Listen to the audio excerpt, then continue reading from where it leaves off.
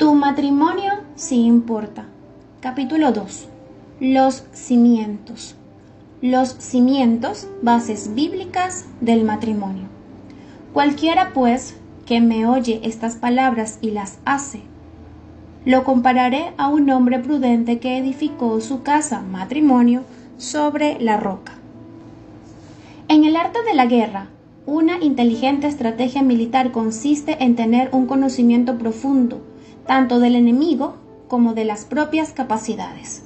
Hasta ahora nos hemos ocupado de lo primero, es decir, conocer las claves de esta sociedad en materia de ética familiar para evitarlas y no caer en sus trampas. Y a partir de ahora queremos conocer las claves y pautas bíblicas en cuanto al matrimonio, para aplicarlas y asegurarnos de que se ofrece a la sociedad que nos contempla otra opción de familia, más esperanzadora y positiva.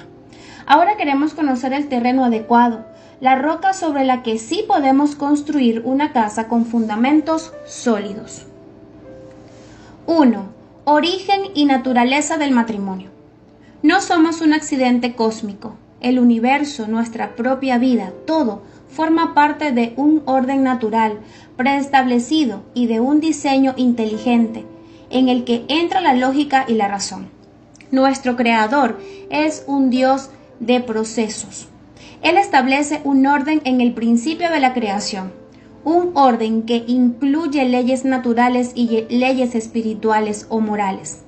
El versículo 2 del Génesis, el libro de los orígenes y del nacimiento y creación de todas las cosas, declara que en el principio la tierra estaba desordenada y vacía. Resulta extraño que Dios comience el acto creador partiendo de un desorden inicial contrario a su naturaleza perfecta. Los teólogos defienden la teoría de que ese desorden inicial fue provocado por la caída de Lucifer, cuando después de pecar es echado a la tierra junto con sus ángeles caídos.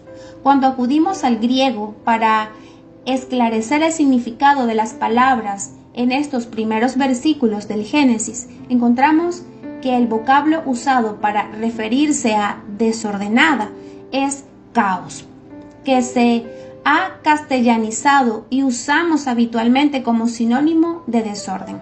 Ahora bien, cuando Dios comienza el acto creador en su conjunto, formando los cielos y la tierra, la composición final conseguida es un orden armónico, da lugar al cosmos, que es también una palabra griega que ha pasado al uso habitual del castellano y que significa orden. El contraste es interesante y forma parte del principio de diferenciación del que hablaremos más tarde. Por tanto, Dios crea del caos, desorden, el cosmos, orden, y lo hace sirviéndose de unas leyes naturales y espirituales que solo Él puede quebrantar. Aquí encontramos tres principios importantes. El orden implica tres conceptos básicos: plan, proceso y objetivo. Todo orden lleva inherente la idea de seguir un plan preestablecido, mediante unas pautas, es decir, un proceso que nos lleve a la consecución de algún objetivo final. Es como un puzzle, donde al ir conjuntando las diferentes piezas, llegamos a formar una imagen final. Como veremos más adelante, el matrimonio forma parte indispensable del plan estratégico de Dios para que la humanidad se desarrolle conforme al mandato cultural de Génesis capítulo 1 versículo 28. Fructificad y multiplicaos, llenad la tierra y administradla. Este versículo es de suma importancia para entender que el primer encargo divino, el primer mandato al hombre y a la mujer es el ministerio al matrimonio y a la familia. Por tanto, dentro de ese orden y de ese plan preestablecido, una de las primeras cosas que Dios hace es fundar la institución del matrimonio. Pero antes de la formación de la primera pareja, la Biblia declara que somos hechos a imagen y semejanza de Dios.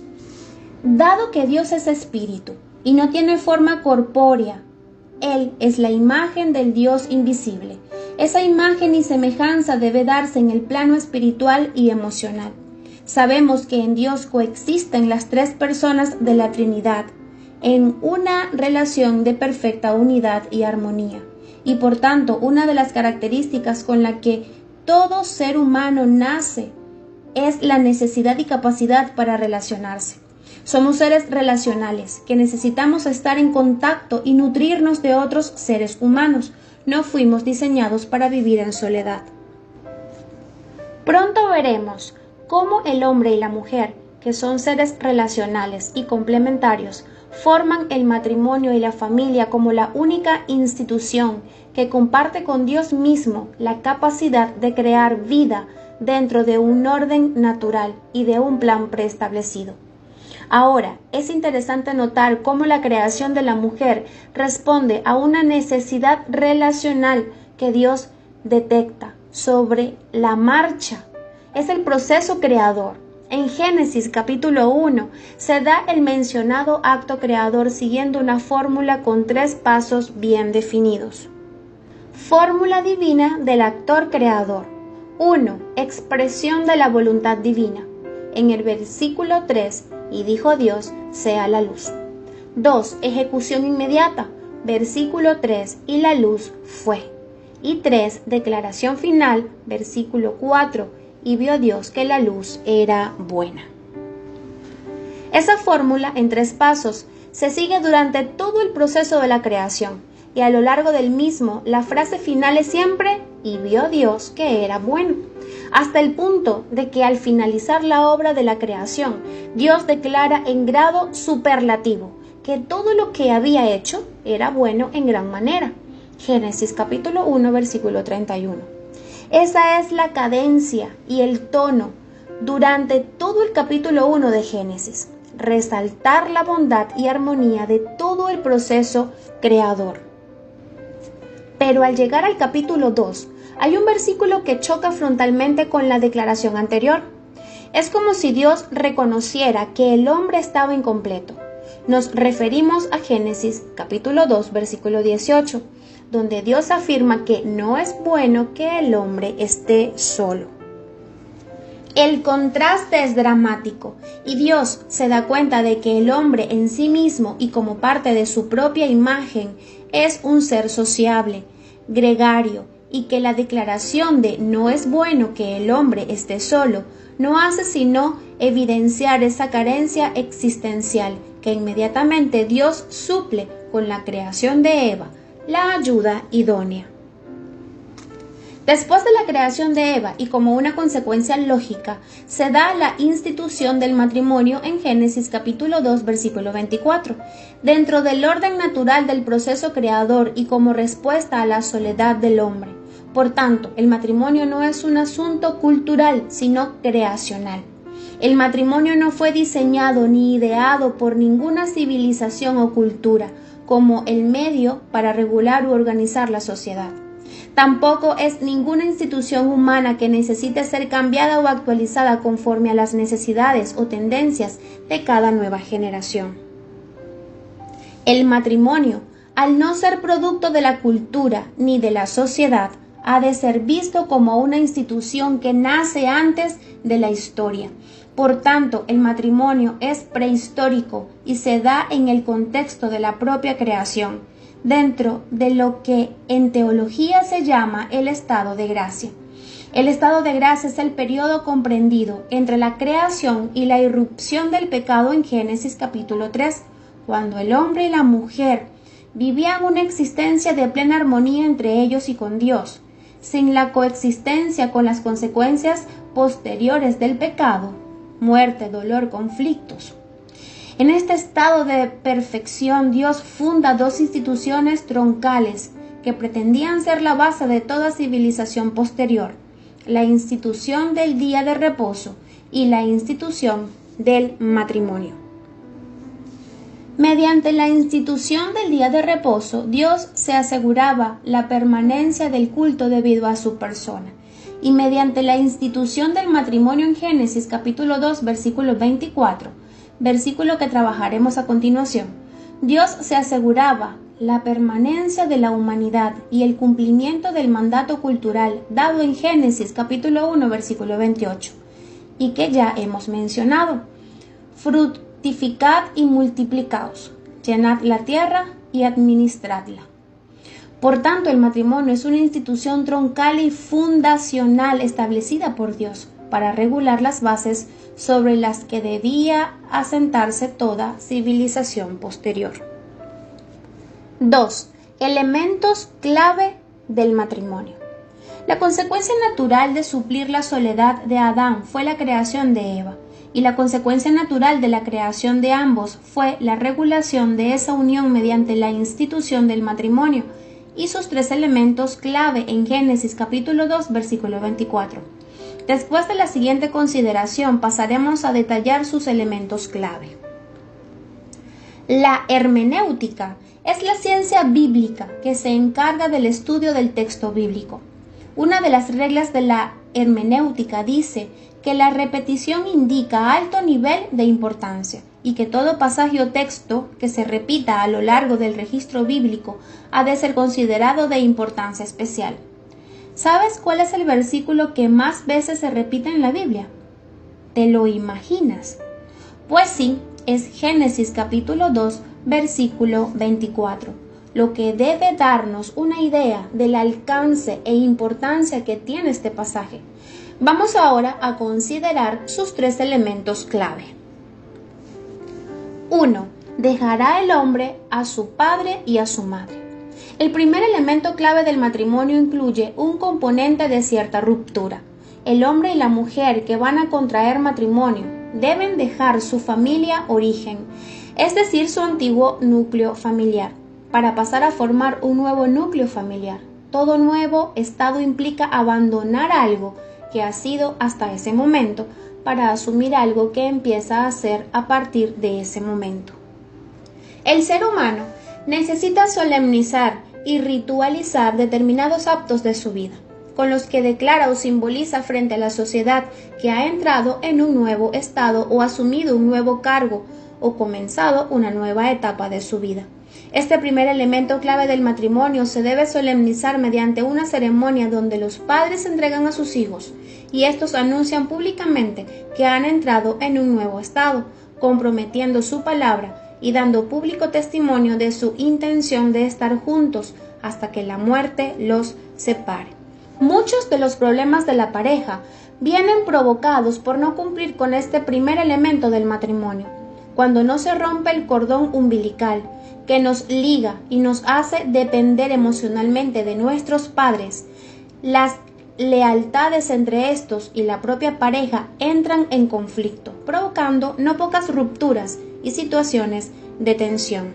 Utilizaremos la metáfora del árbol y los frutos, pues las mismas leyes que operan en la naturaleza se aplican muchas veces en el contexto de las relaciones humanas. El matrimonio forma el tronco del árbol, la base de la que salen las ramas donde se produce el fruto, que son los hijos, habidos en la relación matrimonial.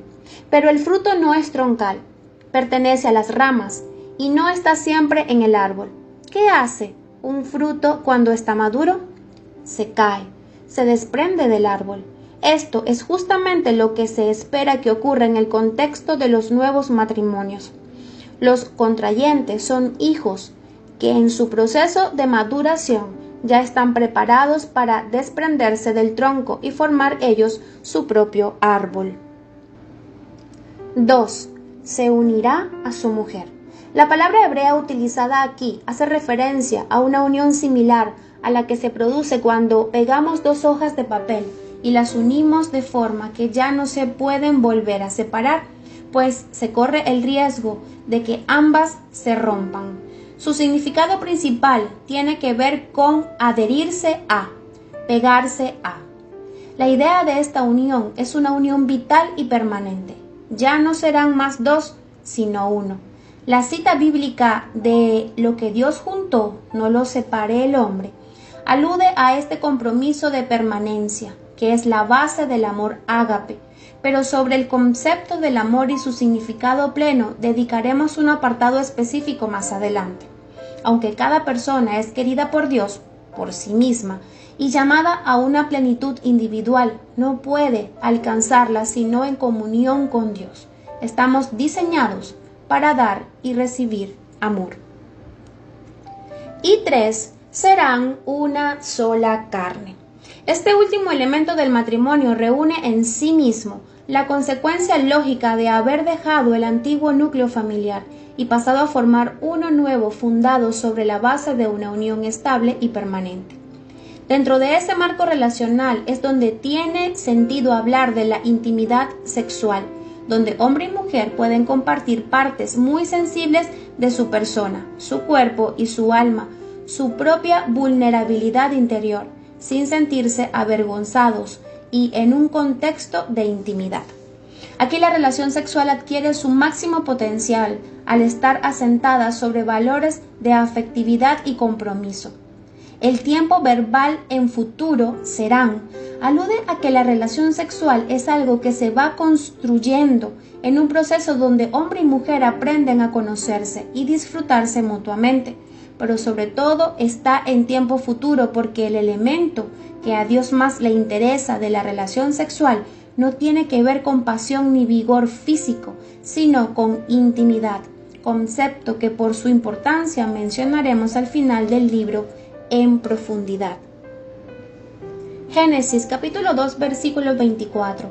La institución del matrimonio, unida al mandato cultural de fructificad y multiplicaos, llenad la tierra y administradla, nos lanza la idea de diseño y propósito. Dios diseña el matrimonio con el propósito de que hombre y la mujer inicien la aventura de conquistar la tierra y fundar su propia historia, su propia familia, bajo las premisas de unidad, indisolubilidad y apertura a la vida.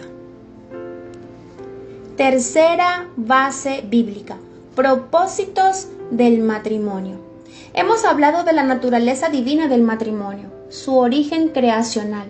Hemos mencionado sus elementos principales y ahora queremos conocer con qué finalidad Dios lo creó. Vamos a resumir en 3 principales propósitos del matrimonio. 1. Reflejar la imagen de Dios, reproducirse. 2. Suplir la soledad con compañerismo, complementarse. Y 3. Dejar un legado digno, multiplicarse. 1. Reflejar la imagen de Dios, reproducirse. En Asturias, mi tierra natal, hay una cadena montañosa llamada Picos de Europa. El clima es continental y llueve mucho, por lo que hay gran cantidad de ríos y lagos. Cuando es un día claro y sin viento, miras la superficie de uno de esos lagos. Se ven reflejadas casi a la perfección las montañas que lo coronan, de tal forma que si hacen una foto y le damos la vuelta, no nos sería fácil distinguir el reflejo de la realidad, la copia del original. Así aspira Dios a que reflejemos su imagen, porque no podemos perder de vista que fuimos creados a imagen de Dios, y el matrimonio se constituye en el marco ideal creado por Él para que la podamos reflejar. Sí, pero ¿de qué forma práctica debemos reflejar la imagen de Dios? Dios es amor y el matrimonio es el único lugar donde hombre y mujer pueden vivir su máxima expresión. En otro apartado hablaremos de los distintos conceptos del amor, pero adelantamos que en griego tenemos 3 significados distintos para esta palabra: ágape, filía y eros. Y es solo en el contexto del matrimonio donde pueden desarrollarse esas 3 vertientes. Esto se consigue viviendo vidas íntegras y matrimonios estables que sean escaparate de lo que Dios quiere, viviendo en el hogar y en primer lugar los valores del reino, justicia, amor y misericordia. Recordemos que la primera lectura de la Biblia ha de ser en clave familiar, porque el matrimonio y la familia son el primer banco de pruebas de la autenticidad de nuestro cristianismo. En la integridad de mi corazón andaré en medio de mi casa. De los problemas y tensiones para conseguir este propósito hablaremos después. 2. Suplir la soledad por compañerismo, complementarse. Ya hemos visto que la soledad no formaba parte del plan de Dios para la humanidad. Génesis capítulo 2, versículo 18. No es bueno que el hombre esté solo. También hemos visto cómo Dios suple esa necesidad con la creación de Eva. Le haré ayuda idónea, como el complemento ideal. No fuimos diseñados para vivir en soledad. Necesitamos de un tú que nos haga conscientes de nuestro yo. Necesitamos de un tú que nos diferencie y contraste. Pero sobre todo necesitamos de un tú que nos complemente y complete, proveyéndonos compañía y relaciones significativas. En la película Náufrago, protagonizada por el actor Tom Hanks, Chuck en la película, se cuenta la historia de un directivo de una empresa de transportes urgentes que tras un accidente de avión se encuentran solo en una isla desierta. Como no fuimos diseñados para vivir en soledad, Chuck rescata de uno de los paquetes del avión un balón de fútbol. Le pinta unos ojos y una sonrisa. Lo clava en un palo y lo coloca frente a sí mismo.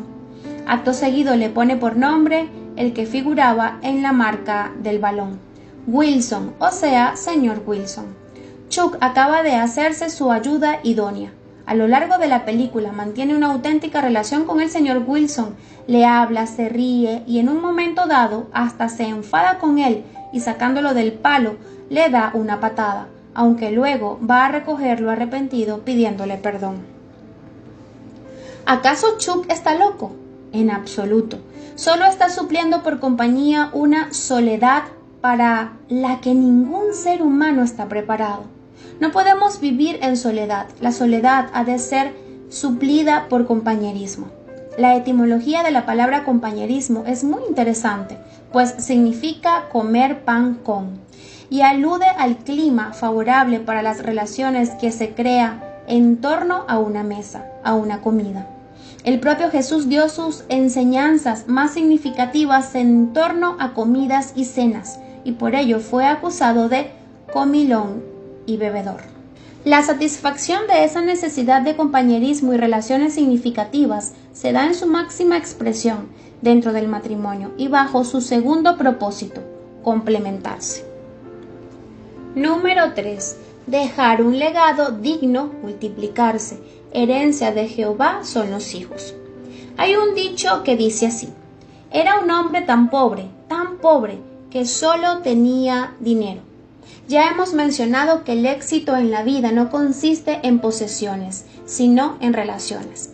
Lo importante está en el hogar después del trabajo, la iglesia y otras responsabilidades. El mejor recurso pedagógico para transmitir un buen legado a nuestros hijos es nuestra propia vida. Los padres somos el primer libro de texto que los niños leen. Somos el espejo en el que los niños se miran, recibiendo el modelo que seguramente reproducirán en sus futuras relaciones de pareja. Nuestras actitudes, nuestro trato entre nosotros y con ellos, los valores que han aprendido y en el día a día, nuestro ambiente familiar, nuestra comunicación, todo ello imprime en cada hijo un sello imborrable para toda la vida. Es más fácil construir niños maduros que reparar adultos destrozados. Los niños aprenden por imitación, no tanto por lo que oyen, sino por lo que viven y ven. La herencia familiar en cuanto a normas, valores, vivencias y recuerdos forma la mochila que nuestros hijos llevarán toda la vida. Al respecto, Josh McDowell afirma: sin unas fuertes raíces espirituales y emocionales, nuestros hijos serán sumamente vulnerables a los valores de la sociedad. Los padres tenemos que ser auténticos formadores, artesanos que debemos modelar el barro de nuestros hijos para ir creando en ellos un carácter maduro y estable, que les capacite para enfrentarse a esta sociedad y sus muchos peligros. La infancia es un tiempo fugaz, pasa muy rápido y no debemos perder tiempo, pues los padres necesitamos jugar con delantera para sacar provecho de los años impresionables de la niñez y de esa forma inculcar en nuestros hijos los precursores de una personalidad madura, valores, normas, ejemplo, vivencias, tradiciones. 4. Términos bajo sospecha: autoridad, ser cabeza, sujeción, sometimiento. Definiendo el concepto de autoridad, no queremos dejar pasar la oportunidad de cortar cierto grado de sospecha que parece que todavía subsiste cuando hablamos de determinados términos de contenido bíblico, que han sido erróneamente entendidos y por lo tanto erróneamente aplicados. Es importante que tengamos muy claro el significado de cada una de estas palabras para privarlas de su connotación negativa y situarlas en su justo contexto. Nos referimos al concepto de autoridad y a la responsabilidad que en el matrimonio Dios le dio al hombre de ser cabeza y a la mujer de sujetarse. Empecemos por definir la palabra autoridad.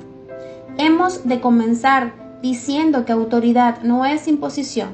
De esa forma sería autoritarismo, ni tampoco la autoridad implica estar en un plano de superioridad o distinción sobre los demás.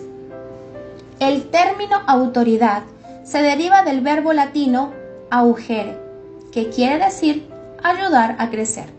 Por tanto, se trata de un término positivo que en otra acepción de su significado latino añade la idea de que autoridad viene de autor, y un autor es alguien que expone, no que impone, es decir, que convence por exposición de argumentos y no por imposición de los mismos. La autoridad debe estar basada en una relación de afectividad y de amor, ejercida y reconocida de forma natural. La autoridad no se otorga, se gana y se reconoce sin necesidad de utilizar la fuerza de la imposición.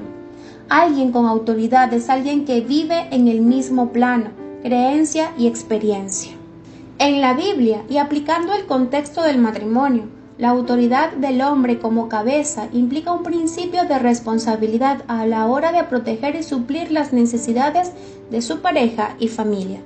También hay que hablar de un principio del liderazgo, entendido como la capacidad de tomar decisiones y resolver problemas, dado que por nuestra naturaleza los hombres desarrollamos más la parte de nuestro cerebro que trabaja con lo lógico, lo racional, lo práctico, los proyectos y la exploración. Por supuesto, sin que esto implique ningún tipo de menosprecio hacia la mujer, que desarrolla otros aspectos que al hombre le cuestan más: intuición, empatía, visión globalizada, facilidad de expresión y comunicación. Por tanto, hablamos de distintas capacidades que unidas forman el concepto de complementariedad que ya hemos introducido y que ampliaremos más adelante. En cuanto al término sujeción o sujetarse, tiene que ver con el hecho de que la mujer apoye y refuerce a su marido, pues muy lejos de significar servilismo o vasallaje, implica que la mujer posee la capacidad para anular o valorar a su marido, para animarlo a que asuma su papel de cabeza o para convertirlo en una triste caricatura de lo que es ser hombre. En Efesios capítulo 5 versículo 21 la palabra dice: someteos unos a otros en el temor de Dios. La idea de sometimiento debe ser entendida como el derecho que la pareja se otorga de rendirse cuentas mutuamente. Por lo tanto, y situando a ambos en un plano de igualdad donde hay distintas responsabilidades, al hombre Dios le pide ser cabeza y a la mujer sujetarse. Al hombre le pide amar a su mujer y a ésta le pide respetar a su marido. En cuanto a cabeza, el término no implica imponerse ni ejercer mando sobre la mujer, aunque por desgracia y para una parte importante de la cristiandad haya sido así por siglos. El propio Jesús demostró que Él era la cabeza de la iglesia, lavándoles los pies a sus discípulos, es decir, en un contexto de servicio. Asimismo, en Efesios capítulo 5 se nos pide que amemos a nuestras mujeres como Cristo amó la iglesia, y por lo tanto en un contexto de sacrificio y entrega. Ser cabeza es, en definitiva, amar a la mujer supliendo sus necesidades, llenando su tanque emocional y dedicando tiempo a cultivar la relación en todos los aspectos. ¿Qué mujer no estaría dispuesta a sujetarse o someterse a su marido así? Cuando obedecemos la voluntad de Dios cumpliendo cada uno con nuestro papel, estamos en la identidad que Él nos otorgó. Eso no nos da seguridad porque un principio importante que se deriva de la Biblia es que la identidad genera autoridad. Quinto, conclusión de la primera parte. Hemos visto reunidos en dos grandes bloques la parte ética y moral, tanto de la sociedad en la que nos desenvolvemos, conocer para evitar, como de la propia palabra de Dios, la Biblia, conocer para aplicar. Esto era el cuerpo teórico y estratégico del que partir. La teoría como base de una buena praxis. Ya tenemos los planos listos, ahora nos toca construir la casa. Con este equipaje y conocimiento pasamos a la segunda parte del libro, donde descendemos a la realidad cotidiana y a los problemas habituales que todo matrimonio enfrenta. Pero antes de continuar, ¿recuerdan el poema del primer capítulo? Con él ilustrábamos el ambiente de desesperanza, fruto de una sociedad sin valores y sin fe en el futuro. ¿Saben que ese poema tiene otra lectura? Antes de aclarar esto, lancemos otra pregunta. ¿Cómo ha de vivir el creyente? ¿Siguiendo la corriente de esta sociedad o a contracorriente? A contracorriente, ¿verdad? Desarrollaremos la idea con la siguiente ilustración. El salmón nace en las aguas remansadas y tranquilas del curso alto de los ríos. Siendo aún un alevín, desciende río abajo y entra en el océano iniciando un viaje de miles de kilómetros mientras se va haciendo adulto. Llega un momento en el que la llamada de la naturaleza le impulsa a regresar al río por el cual una vez descendió, para desovar y reiniciar así el ciclo biológico de la vida. Esa es la verdadera aventura del salmón. Cuando inicia el ascenso por el río, se va encontrando con saltos de agua y cascadas impetuosas que dificultan su recorrido y le suponen verdaderos retos. Y es que tiene que luchar contra corriente. Sirva la analogía para ilustrar la idea de que los creyentes somos como el salmón y debemos luchar contra la corriente de esta sociedad. Por eso volvemos a reproducir el poema escéptico y pesimista que nos muestra la corriente de esta sociedad vacía y sin esperanza. Pero en esta ocasión lo hacemos para leerlo de abajo hacia arriba, es decir, a contracorriente, pues así ha de vivir el creyente. No te amo más. Mentiría diciendo que todavía te quiero como siempre te quise. Tengo la certeza que nada fue en vano. Siento dentro de mí que tú no significas nada. No podría decir jamás que alimento un gran amor. Siento cada vez más que ya te olvidé. Y jamás usaré la frase yo te amo. Lo siento, pero debo decir la verdad, es muy tarde. Es muy tarde, lo siento, pero debo decir la verdad, yo te amo y jamás usaré la frase ya te olvidé. Siento cada vez más que alimento un gran amor. No podría decir jamás que tú no significas nada. Siento dentro de mí que nada fue en vano. Tengo la certeza que como siempre te quise, todavía te quiero. Mentiría diciendo que no te amo más. ¿Verdad que cambia la perspectiva? Cuando tenemos la perspectiva adecuada, tenemos certeza de dirección y nos impulsa el motor de un propósito claro y definido. Pues con la perspectiva adecuada, el equipamiento necesario y el gozo puesto por delante, es decir, con los cimientos y los planos adecuados, vamos a enfrentar con ánimo los vientos y las tempestades para que nuestra casa, hogar, familia, no sea destruida y tenga todas las garantías de éxito.